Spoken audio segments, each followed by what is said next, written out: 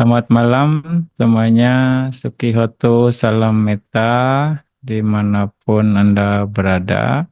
Ya, di malam ini ya ada kesempatan baik, kondisi baik kita bisa ya sama-sama lagi untuk membahas Dhamma ya, mendengarkan Dhamma dan juga membahas Dhamma dan juga berdiskusi Dhamma.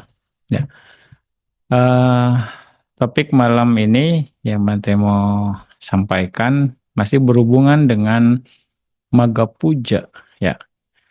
Karena ya sebenarnya sudah lewat, tapi masih ada juga yang merayakan Maga Puja. Ya, memang seperti itu di Indonesia. Setidaknya yang penting tidak melewatkan momen dan rasanya pun ini juga mau Bante sampaikan di room ini ya, di KSN tentang Maga Puja itu sendiri yang mana ada informasi-informasi menarik yang mudah-mudahan bisa diresapi ya bagi kita semua ya karena ini adalah petunjuk dari Buddha, petunjuk dari Buddha. Nah, eh, Maga Puja ini sebenarnya terjadi di Weluwana, hutan bambu di Rajagaha. Ini kira-kira 587 sebelum Masehi, tahunnya, tahun 587 sebelum Masehi. Dan ini memperingati lah 4 peristiwa. Ada peristiwa yang terjadi, yang utama di momen itu. Yang pertama adalah berkumpulnya 1250 arahat tanpa diundang. Jadi tanpa janjian, nggak ada WA, nggak ada WA grup juga, nggak buat. Mereka pakai abinya, ya mereka datang, kumpul dengan satu frekuensi lah. Ini satu frekuensi, kumpul bersama. Ya, seperti Anda juga di sini satu frekuensi, tapi masih perlu Zoom. Ya, ininya Zoom meeting. Jadi kumpul di sini. Ya, itu pun masih ada filternya lagi WA grup KSN ikut. Itu enggak. Kalau mereka langsung kumpul. Ya, 1250 arahat tanpa janjian. Lalu setelah 1250 arahat itu sendiri ditabis langsung oleh Buddha dengan ehibiku. Ya, ehibiku ini ketika seseorang di masa-masa awal pembabaran Dhamma oleh Buddha, setiap seseorang yang punya potensi dari masa lampaunya jadi biku, ya maka Buddha ketika dia berminat juga setuju untuk jadi biku, lalu Buddha mentabisannya dengan ehibiku. Ketika ehibiku diucapkan, langsung orang tersebut berubah menjadi penampilan biku. Ya kepalanya botak, ada jubahnya, ada bolnya langsung. Ya, seperti sulap memang seperti simsalabim jadi gitu. Abrakadabra mau dibilang. Tapi itu karena kekuatan kama dan kekuatan dari uh, powernya Buddha itu sendiri. Ya, jadi mereka langsung berubah dirinya menjadi biku. Dan dengan catatan mereka harus punya potensi untuk menjadi biku. Kalau tidak pun tidak. Ya, salah satu syarat untuk itu jadi biku adalah ya punya potensi pernah berdana jubah atau bol atau aksesoris biku itu sendiri. Ya, akhirnya dari masa lampau potensi itu. Kalau tidak, tidak akan bisa. Ya, ada contoh kasus ya Bahya Darucarya. Bahya Darucarya itu dia tidak bisa ditabis menjadi biku dengan biku pada saat itu ya walaupun bertemu Buddha langsung karena dia tidak pernah berdana jubah di masa lampau, tidak ada potensi berdana jubah di masa lampau sehingga dia tidak punya kesempatan jadi biku, tapi dia mencapai arahat sebagai umat awam.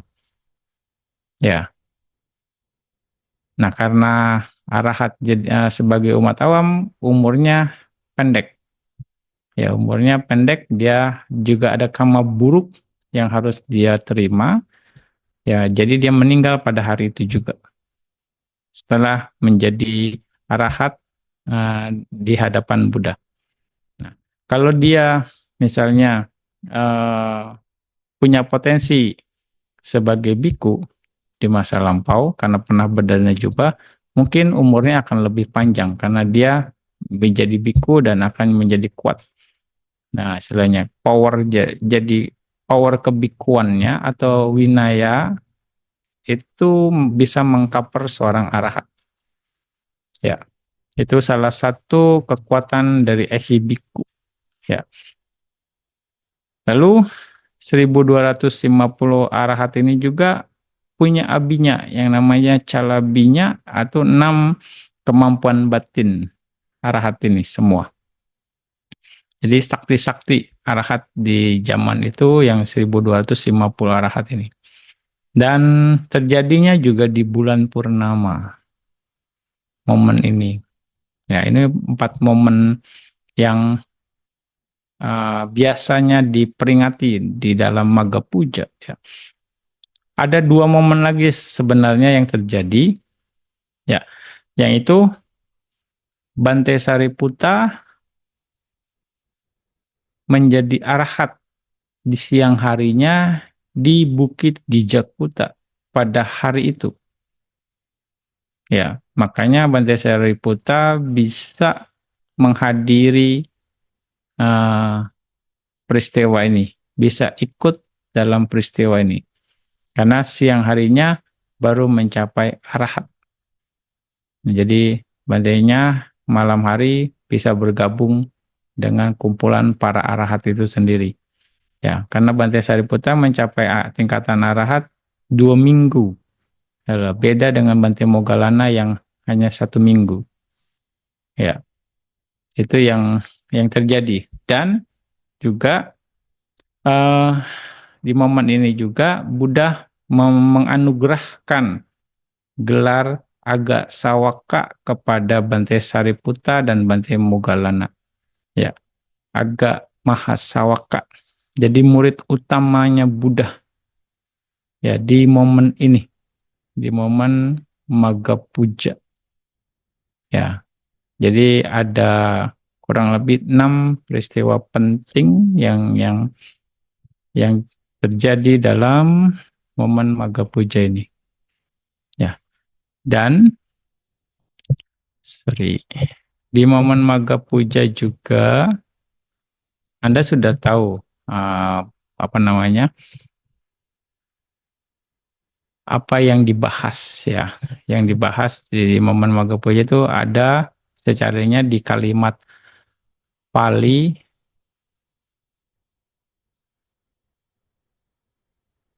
Oh, bentar.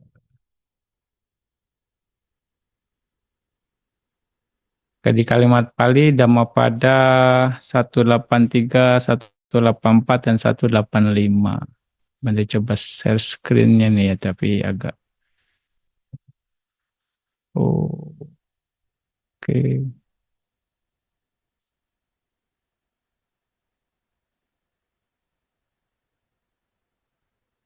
nggak bisa di share screen, Chan. Nanti boleh dikirim filenya. Chandra bantu share screen. Oke ya, ntar ya. Kirimnya gimana, Chan?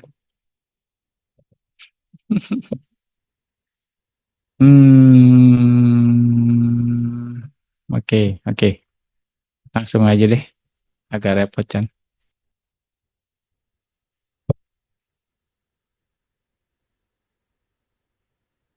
Ya, di Dhammapada 183.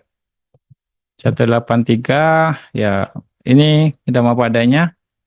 Sabapapasa akaranang kusalasa upasampada sacita pariyodapanang etam budana sasanang. kanti paramang tapotitika nibanang paramang wadanti Buddha nahi pabajito parupagati na samanohoti parang wihetayanto anupawado anupagato patimoke ca sangwaro matanyuta ca batasming patanca sayana sanang adicite ca ayogo etang budana sasanang. Bante rasa sebagian besar dari Anda ada yang tahu lah ya sebagian dari kalimat Dhammapada ini. Ya, sabha papasa akaranang kusalau pasampada sacita pariadapanang eta budana sasana. Nah, ini adalah kalimat Pali yang ya diucapkan di momen Magga Puja ini yang Buddha ajarkan.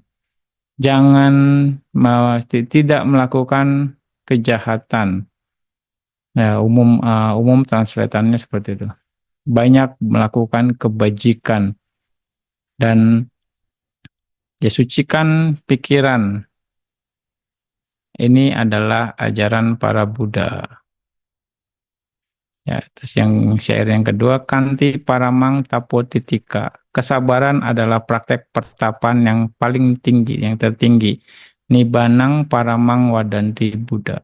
Nibbana adalah yang tertinggi, begitulah sabda para Buddha. Nahi pabajito parupagahati. Dia yang masih menyakiti orang lain. Na samanohoti parang wihe tayanto. Dia yang masih menyakiti orang lain, sesungguhnya bukanlah seorang petapa. Anupawado anupagato patimoke casang waru. Tidak menghina, tidak menyakiti, dapat mengendalikan diri sesuai dengan peraturan. Matanyuta cabatasming patanca sayana sanang. Memiliki sikap madya dalam hal makan ya, dan berdiam di tempat yang sunyi patanca sayana sanang adicite ca ayogo etam budana sasana serta giat mengembangkan batin nan luhur inilah ajaran para Buddha. Ya. Nah,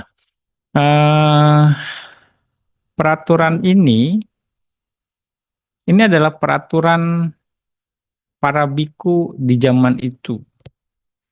Ya, peraturan para biku di zaman itu karena semuanya arahat, murid-muridnya Buddha. Jadi Buddha hanya kasih owada ini. Makanya dibilang owada patimoka. Ya, owada patimoka. Ya, inilah nasihat yang tertinggi yang diberikan Buddha pada murid-muridnya di zaman itu. Nah, owada patimoka ini berlangsung atau memberikan nasihat ini berlangsung sampai dengan 20 wasa. Karena murid-muridnya Buddha sampai 20 wasa itu semuanya masih arahat. Tingkatan arahatnya hampir seluruhnya arahat mau dikatakan. Ya, dan belum ada winaya, belum ada peraturan biku yang turun sampai 20 wasa pertama. Jadi Buddha hanya mengulang owada patimoka ini. Ya. Owada patimoka terus selama 20 tahun. Nah, jadi apa itu patimoka? Patimoka itu sesuatu yang superior artinya. Sesuatu yang superior, adi dan patimo dan pamoka. Ya. Jadi adi itu yang sangat, pamoka itu superior. Jadi secara harfiahnya mau dikatakan patimoka itu untuk melindungi seseorang yang mengikuti ajaran ini agar terbebas dari semua penderitaan.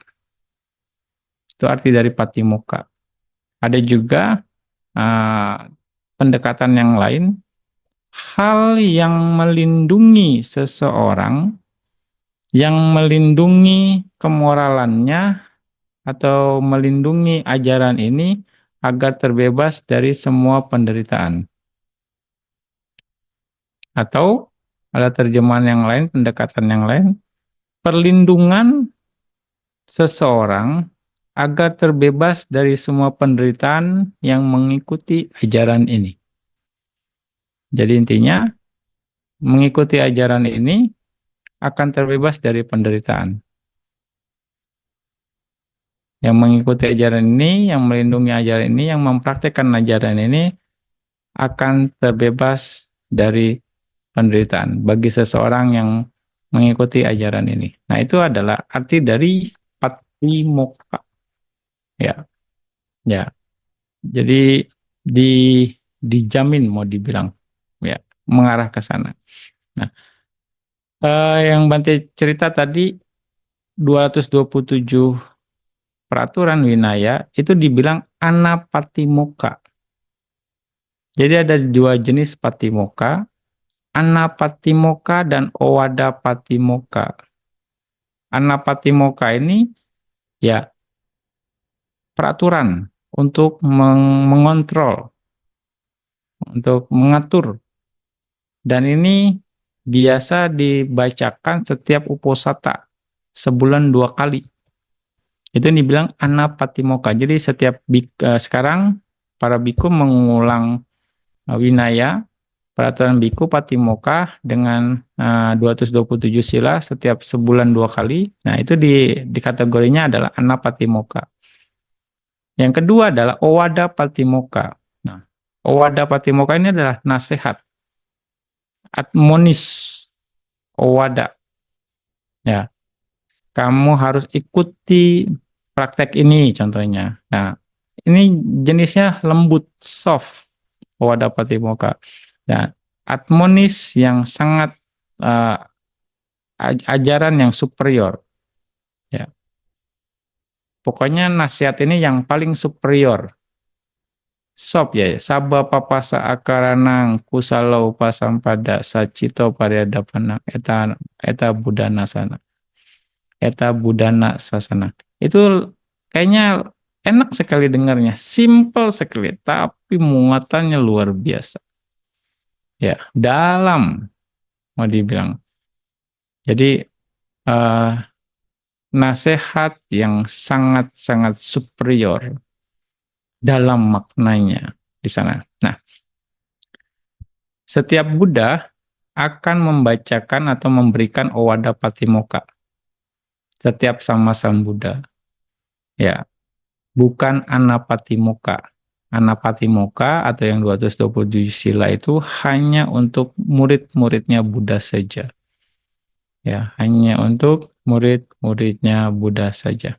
Nah, di case Anapatimokkha atau 227 sila, tidak semua Buddha juga mengajarkan ini. Tidak semua Buddha juga menurunkan Anapatimokkha atau Winaya yang 227 sila. Ya, jika umur kehidupan di sana 1.000 tahun, minimal 1.000 tahun, maka Buddha tidak mengajarkannya. Ya, 1.000 tahun berarti kehidupannya sangat panjang dan kualitas batin makhluknya pun saat itu mau dibilang sangat tinggi. Ya, bisa punya umur panjang 1.000 tahun minimal. Nah, hanya yang usia kehidupan yang pendek, ya, para Buddha mengajarkan. Nah, makanya di zaman Buddha Gotama itu diajarkan apa namanya Anapatimokkha atau peraturan 227 sila ini hanya setelah 20 tahun. Nah, ini tujuannya untuk menjaga dan menyebarkan sasana agar bertahan lama. Ya, itu tujuannya. Kalau kalau nggak ada winaya, maka sasana bisa hancur, bisa rusak, bisa cepat hilang. Makanya dikatakan winaya adalah umur sasana, mau dibilang. Winaya yang akan menjaga sasana bertahan lama, salah satunya. Ya, kayaknya penting juga untuk informasi ini diketahui. Ya, oke. Nah, itu patimokkha. Ya, patimokkha. Lalu, oke. Nanti masuk ke kalimat kanti paramang tapo titika. Ya, langsung di bait eh, kedua. Karena ini penting. Nah, kanti. Kanti itu forbearance.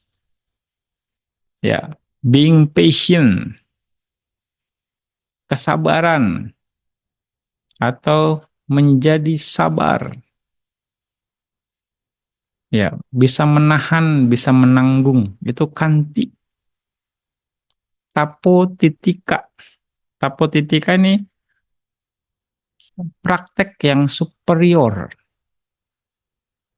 Praktek yang superior. Jadi, kalau dibilang kanti paramang tapo titika ini mampu menahan atau menjadi sabar adalah praktek yang superior.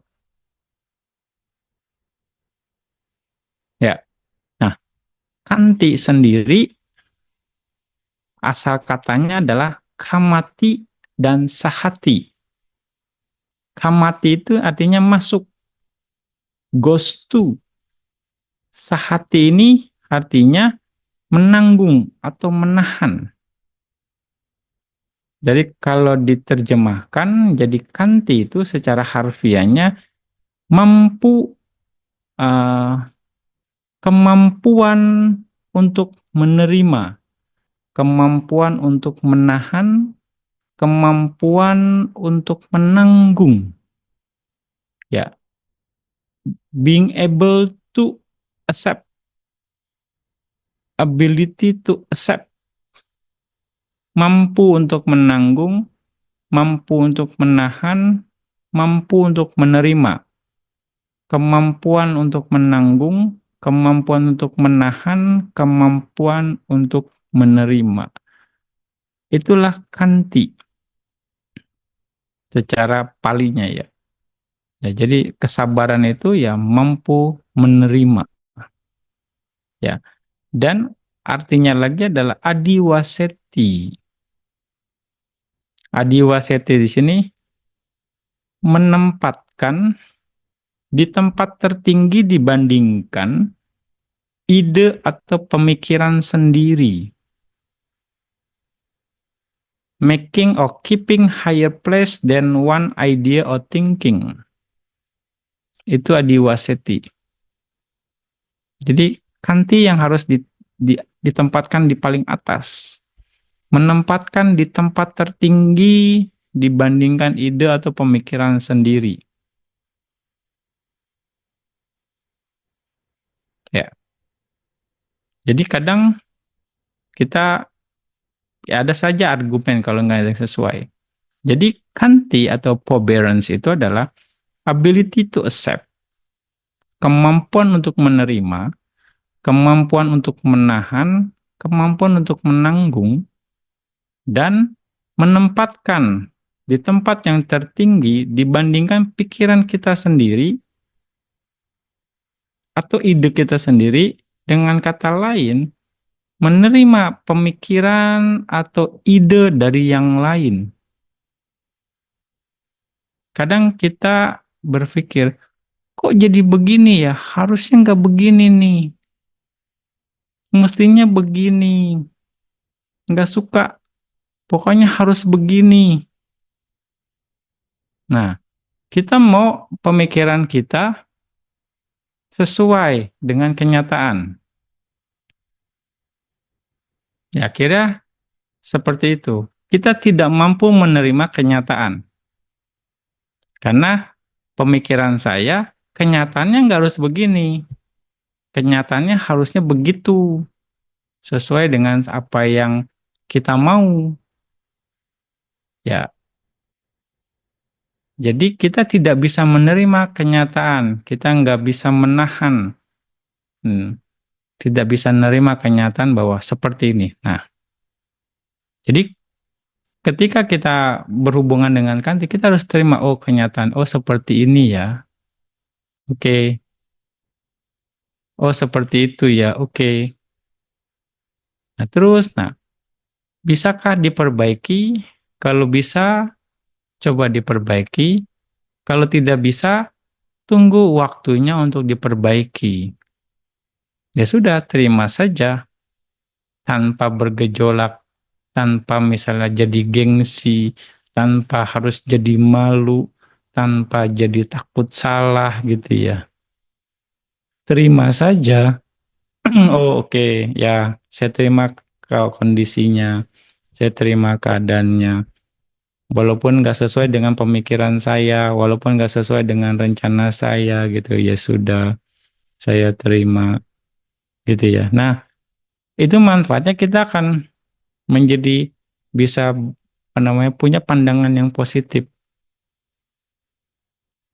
Ya, oke, ini memang kamanya sampai di sini saja misalnya. Oh, memang belum waktunya ya. Itu salah satunya. Iya, belum waktunya, belum terkondisi dengan baik terima gitu. Nah, ini bisa kita apply di semua hal. Tapi bukan bukan artian pasrah gitu ya. Kalau bisa dirubah, diperbaiki, kita robah, kita perbaiki. Kalau belum waktunya dirubah, belum waktunya diperbaiki, ya tunggu waktunya untuk dirubah, untuk diperbaiki. Kalau memang belum bisa. Jadi kita terima dulu. Jadi dibilang ability to accept gitu. Nah, kemampuan untuk menerima itulah bentuk pandangan yang positif. Dengan pandangan kita punya pandangan yang positif, kita akan punya kemampuan untuk menerima. Nah, ini sebenarnya yoniso manasikara. Ya, ketika kita punya yoniso manasikara yang matang, kita akan mampu menerima. Kita siap untuk menerima. Ya, kira-kira seperti itu. Dan dengan kesabaran, itu akan meredakan kemarahan. Ketika kita sabar, ketika ada kanti, ketika kita bisa menerima, mampu untuk menerima, ya, sehingga kesabarannya bisa meredam kemarahan. Oh ya, dia orangnya seperti itu, ya sudah. Oh ya, ya, karma buruk saya berbuah. Oh ya sudah, ya terima saja. Oh, sehingga oh ya sudah. Nah, akhirnya kemarahan kita bisa mereda. Ini akan sangat bermanfaat bagi diri sendiri dan juga orang lain. Ya, jadi bisa meredakan konflik atau meminimalkan konflik. Kira-kira seperti dengan kesabaran. Dengan kesabaran, akhirnya kita punya positif thinking, pandangan yang positif. Nah, Bante teringat cerita di salah satu sutta bahwa ada muridnya Buddha yang mau uh, pulang kampung lah, di istilahnya ya, istilah zaman sekarang.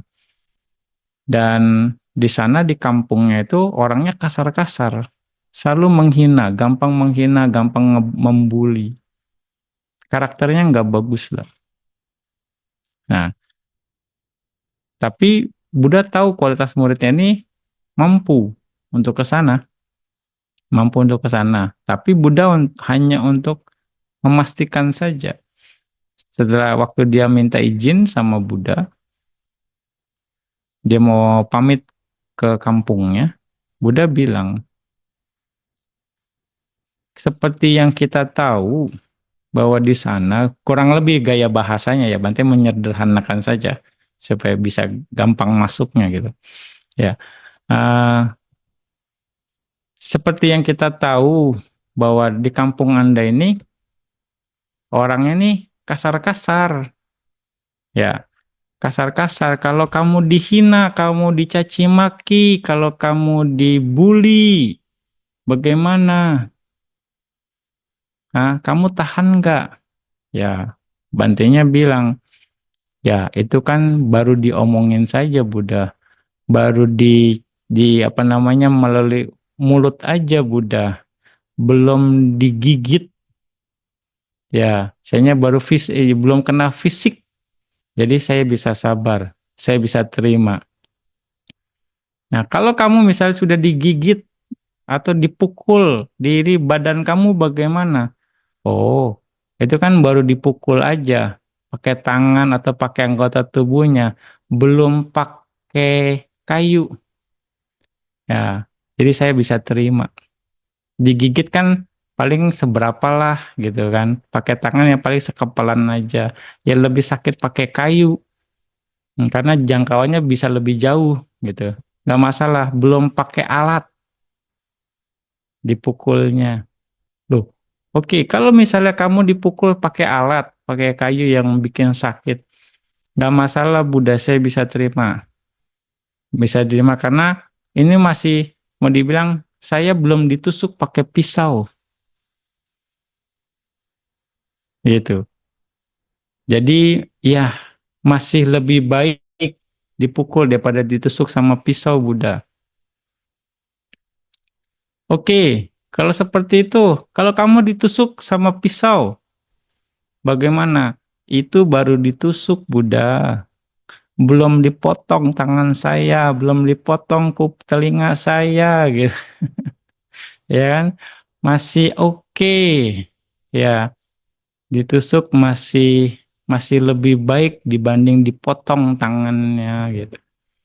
Ya, kalau kamu dipotong, bagaimana? Kalau sampai kamu dipotong sama orang-orang di sana, ya kuping kamu dipotong, tangan kamu dipotong. Oke, Buddha. Jantung saya belum diambil.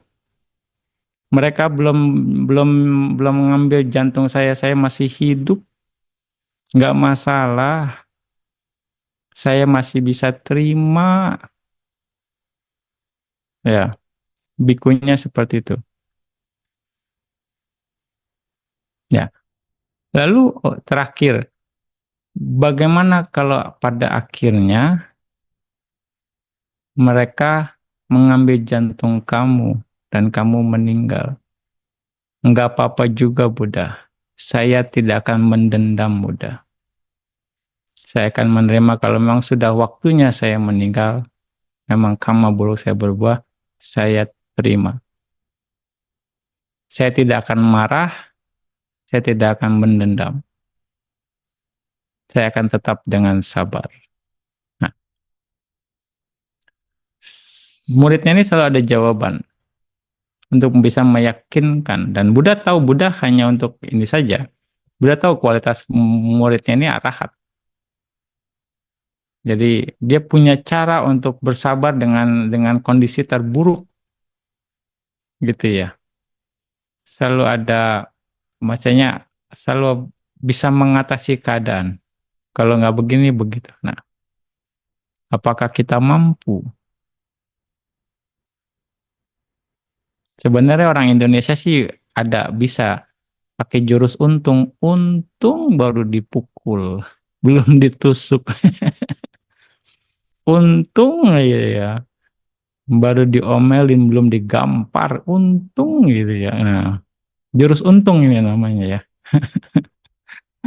Untung rugi segini, nggak bangkrut gitu. Nah, jadi kita terapin jurus untung nih ya, kira-kira untuk apa namanya mengaplikasikan kanti. Nah, jadi di sini akhirnya muridnya ya diizinkan oleh Buddha untuk kesana. Berarti dia siap secara mental. Kemampuan untuk menerimanya luar biasa.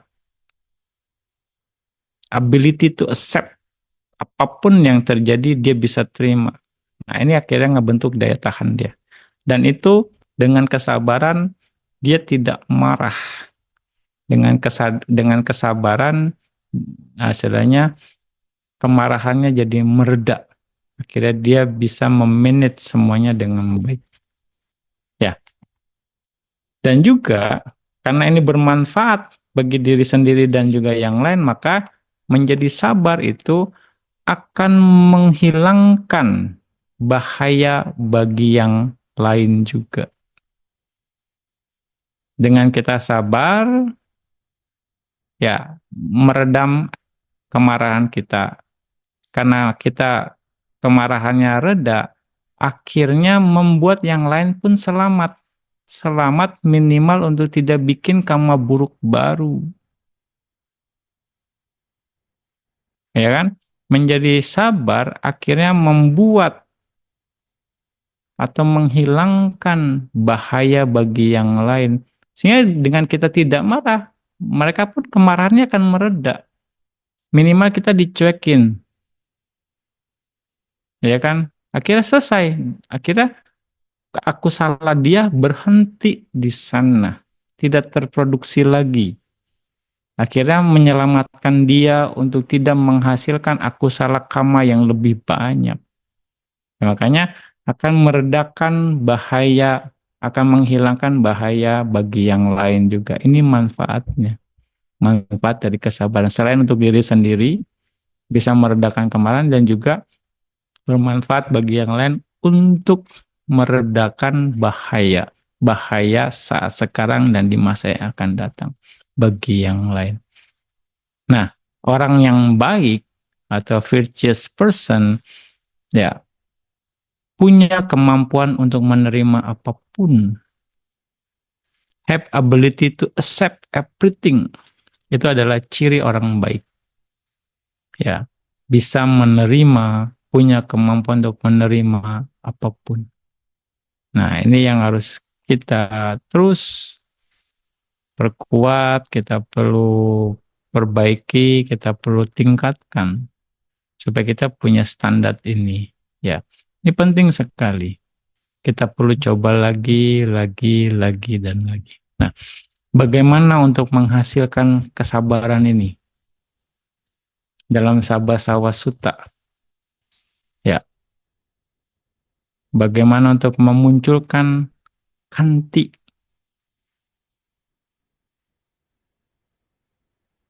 Yang pertama adalah harus menghilangkan kemarahan.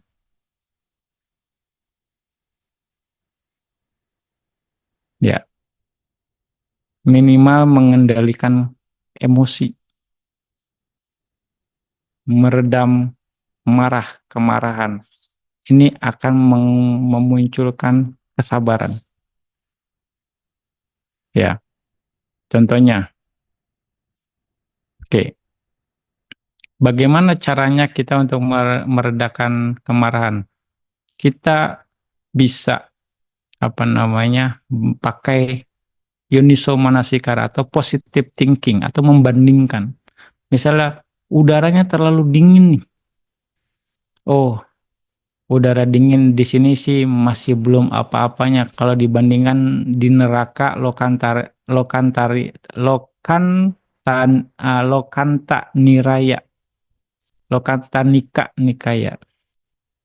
Neraka di antara alam semesta itu lebih dingin dibanding udara dingin yang di sini. Jadi ya, sabar aja. Belum ada apa-apanya. Ini cara kita untuk berpositive thinking. Ya, mencari pembanding yang lebih luas lagi. Misalnya juga udara terlalu panas. Oh, neraka Awici lebih panas dibanding di sini. Ini sih belum ada apa-apanya gitu. Ya, akhirnya jadi kita mau marah nggak jadi marahnya gitu. Oh, masih ada yang lebih panas neraka Awici. Ya sudah, gitu kan. Di sini sih belum ada apa-apanya gitu. Ya, kira-kira seperti itu. Jadi kita harus redakan emosinya. Ya, kita harus meredakan atau menghilangkan kemarahan supaya bisa memunculkan kesabaran. Nah, kira-kira seperti itu. Ya, bisa juga misalnya ketemu orang yang tidak disukai, oh dia guru kesabaran saya. Terima kasih setelah setelah jadi guru saya, guru kesabaran saya. Nah, itu pandangan positif yang ya bisa mereda kemarahan kita, bisa meredakan. Ya, bisa juga misalnya, maksudnya kita lagi lapar, kita lagi haus, kita marah gitu. Lama banget sih. Jadinya kan kok istilahnya nggak ada yang peduli atau bagaimana kira-kira gitu. Nah, kadang seperti itu. Kesel karena lapar, nggak ada yang mau dimakan, minum nggak ada disediain, misalnya kayak gitu. Ya kan? Nah, kita harus renungkan, oh, di samsara ini makhluk peta itu nggak pernah cukup makanan dan minuman. Saya masih cukup makan dan minum di sini. Ya. Pokoknya coba untuk Yuniso Manasikara untuk meredakan kemarahan itu sendiri ya. Itu yang harus dilakukan bagaimana bisa memunculkan kesabaran, meredakan kemarahan. Dan jika seseorang tidak memiliki kemampuan untuk menerima, ya, ini akan ada aja alasannya. Beginilah, begitulah. Ya ini nature-nya. Pokoknya nggak sesuai standar saya lah ini mah. Nggak sesuai inian saya, gaya saya. Ya. Atau bagaimana lah. Pokoknya nggak mau lah, nggak bagus lah begini mah. Selalu aja ada alasan. Itu secara nature-nya. Kalau seseorang, oh nggak suka lah saya begini mah. Nggak cocok. Ya. Nah, itu ciri bagi seseorang yang tidak punya kemampuan untuk menerima. Jadi mau dibilang belum bisa memahami ajaran Buddha. Ya, belum bisa memahami ajaran Buddha karena untuk bisa terbebas dari samsara, ya kadang kita perlu mengalami penderitaan yang kecil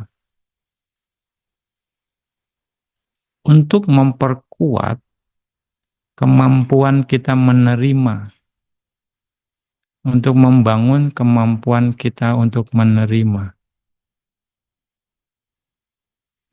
Ya, Anda mau siap tahan banting?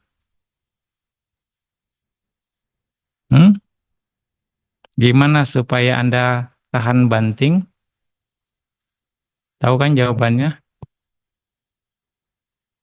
Ya, Anda harus siap dibanting-banting supaya tahan banting. Gimana Anda tahan banting kalau nggak dibanting-banting? Nah, kadang apa namanya? Ya, pengalaman itu yang membentuk pada akhirnya. Penderitaan-penderitaan kecil itu harus kita hadapi supaya daya tahan kita kuat. Ya, nah makanya agar terbebas dari penderitaan di samsara, kadang kita harus punya pengalaman, harus mengalami penderitaan yang kecil untuk membentuk kemampuan menerima. Ya, makanya kadang sparring partner perlu. Makanya jangan pernah menghindar ya, jangan lari dari masalah. Kita perlu sparring partner loh. Buat latihan kayak tinju aja kan perlu perlu ini kan lawan latih tanding gitu mau dibilang. Ya enggak. Nah, jadi sabar terhadap apa yang orang omongin. Kita harus sabar. Mau omongan yang kasar, ya kita harus terima. Kita harus sabar. Keomongan yang tidak menyenangkan, ya kita harus terima. Ini karma buruk kita berbuah. Karma buruk saya berbuah. Terima kasih. sudah karena Anda karma buruk saya berbuah, kondisi tidak menyenangkan ini berbuah. Nah, itu bentuk supaya reda ya, kemarahan kita, menyadari kondisi ini. Ya, terima kasih karena Anda karma buruk saya berbuah. Ya, menerima keadaan untuk tetap tenang. Ya, dan untuk menjadi sabar, Buddha katakan, menjadi eh, orang sabar, itu kita akan bahagia sepanjang waktu. Ya, nah, untuk bisa bahagia sepanjang waktu, mau dibilang kita harus punya kemampuan untuk menerima. Karena dengan kemampuan untuk menerima ini, maka tidak akan ada kemarahan. Ya, nah, kenapa tidak ada kemarahan? Karena kita tahu bagaimana misalnya merubah pikiran kita. Ya, untuk menerima apapun. Kita punya kemampuan untuk merubah pikiran kita ini untuk menerima apapun. Sehingga ya, di sana tidak ada kemarahan. Ya kan? Misalnya dapatnya nggak sesuai, ya sudahlah, saya coba lagi deh. Enggak, oh kok begini sih? Nggak bisa begini. Harusnya begini. Oh, misal dapatnya sedikit nggak sesuai. Kamu buruk saya nggak cukup nih. Kalau kayak gitu, kalau begini sih, saya harus tambah karma baik lagi deh. Karma baik saya nggak cukup nih. Kalau memang kondisinya seperti berarti saya harus banyak berbuat baik lagi deh. Nah, memotivasi. Nah, kira-kira inilah manfaatnya ya. Manfaat menjadi sabar. Kita akan bahagia sepanjang waktu. Karena apa? Karena kemampuan kita untuk menerima. Sehingga tidak ada kemarahan. Kenapa tidak ada kemarahan? Karena kita tahu bagaimana merubah pikiran kita untuk menerima sesuatu atau kondisi tersebut. Inilah Yoniso Manasikara ya. Perterjemahan dari Yoniso Manasikara. Lalu juga untuk menjadi sabar, kita harus menghilangkan kamasawa. Kamasawa ini adalah pemikiran hal-hal yang diinginkan. Kepengen ini, kepengen itu, ya. Anda bahagia kalau keinginan Anda tercapai. Ini maksudnya. Bahagia kalau Anda mendapatkan sesuatu. Berhubungan dengan nafsu. Nafsu keinginan untuk mendapatkan. Ya. Yang Bante bilang, yang kita harus kembangkan adalah nekama suka. Bukan kama suka. Ya. Bahagia karena Anda melepas gitu. Melepas apa? Melepas kekotoran batin. Misalnya nggak dapat, ya sudah. Ketika nggak dapat, Anda bahagia. Ketika tidak mendapatkan sesuatu yang Anda inginkan, Anda batinnya tenang. Nah, Anda batinnya tenang, Anda batinnya terima. Oh, saya happy. Karena walaupun saya nggak mendapatkan sesuai yang saya inginkan, saya tetap tenang. Saya tetap batinnya nggak bergejolak. Nah, itulah nekama suka yang muncul. Bukan nggak dapat sesuatu yang diinginkan, Anda, aduh, saya bodoh sekali ya. Ya, kok saya begini ya, paraminya kurang nih, misalnya. Jadi, Anda memotivasi untuk bikin parami. Jadi, seperti itu jadi nggak murni, bisa dibilang. Tapi Anda perhatikan gejolak batin Anda, ketika Anda tidak mendapatkan sesuatu, ketika Anda tidak istilahnya memperoleh sesuatu, batin Anda tetap tenang. Batin Anda menerima. Batin Anda damai. Oh, saya happy. Walaupun saya tidak mendapatkan yang saya inginkan, batin saya tidak bergejolak. Kebahagiaan itu yang dibilang nekama suka.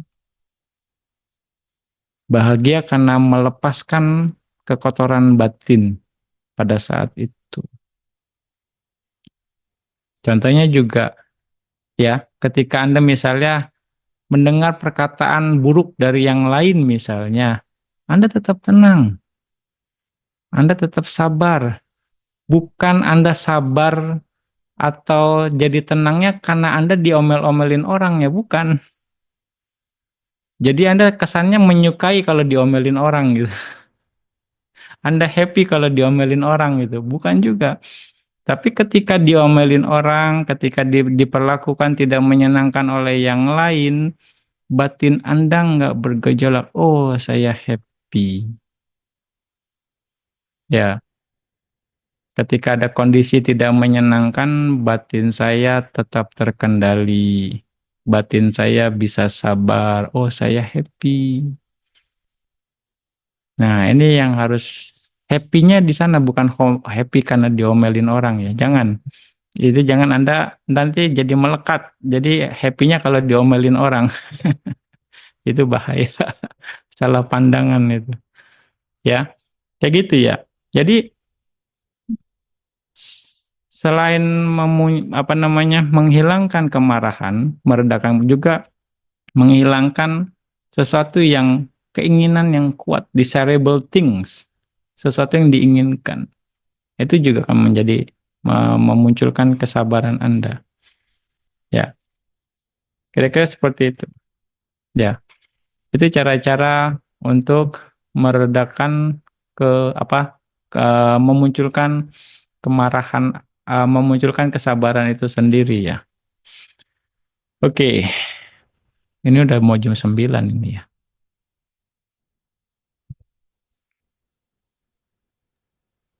Sadu, sadu.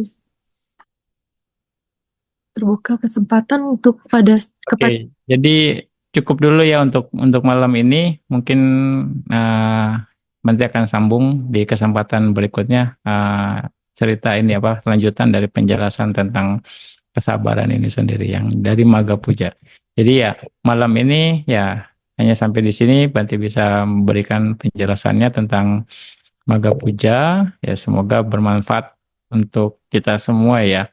Jadi minimal Anda sudah bisa paham bagaimana deal dengan kesabaran itu sendiri, bagaimana memunculkan kesabaran. Sekali lagi, kesabaran adalah praktek yang sangat mulia, yang perlu dilatih, yang perlu diusahakan untuk terus kita perkuat, yaitu supaya daya tahan kita lebih kuat. Nah, inilah sebenarnya tujuan praktek Dhamma, untuk siap menghadapi dinamika kehidupan. Ya, berbuat baik mengarahnya ke sana. Salah satu kebaikan untuk siap menghadapi dinamika kehidupan, kesabaran. Kita bentuk, kita perkuat, terus kita improve supaya kita bisa mendapatkan kualitas-kualitas baik yang lain. Oke.